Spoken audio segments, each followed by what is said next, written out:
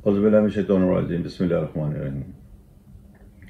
روٹھی بیوی روٹھا شوہر، یہ ایک ایسا معاشرتی معاملہ ہے جو عموماً لوگوں کو درپیش رہتا ہے۔ بیوی روٹھی بھی ہو یا شوہر روٹھا ہوا ہو، بیوی ناراض ہو یا شوہر ناراض ہو، دونوں کے لیے ایک وظیفہ بتا رہا ہوں، ہر جگہ کام کرے گا انشاءاللہ تعالیٰ۔ آپ اس کو کریں، یا اللہ یا جامع ہو یا ودود ہو یا مصور ہو، یہ وہ ذکر ہے جو آپ نے روزانہ کرنا ہے۔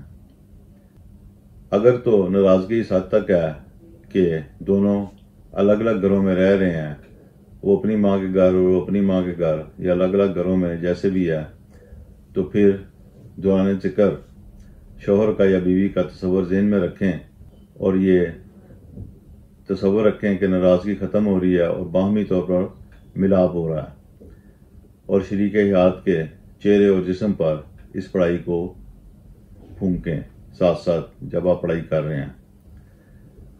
اور ظاہر سی بات ہے کہ اللہ تعالیٰ سے دعا تو اس کے بعد آپ نے کرنی ہے پڑھائی مکمل ہونے کے بعد۔ اور اگر ایسی صورتحال ہے کہ آپ لوگ ایک ہی گھر میں رہ رہے ہیں اور ناراضگی بھی چل رہی ہے، تو کسی شے پر اسے دم کر لیں اور اسے شریک حیات کو کھانے کے لیے دیں، خود بھی استعمال کریں، انشاءاللہ تعالیٰ دونوں طرف محبت میں اضافہ ہوگا۔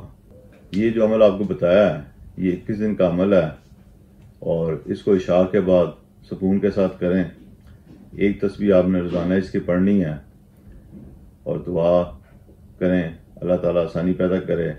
اس کے ساتھ ایک چھوٹا سا چٹکلا ہے کہ چھوٹے بچوں میں مٹھائی، شرینی یا کسی میٹھی چیز کو بانٹیں اور اللہ تعالیٰ سے دعا کریں کہ وہ آپ کے معاملات میں آسانی پیدا کرے۔ اب تک کے لیے اتنا ہی، اجازت دیں، اللہ حافظ۔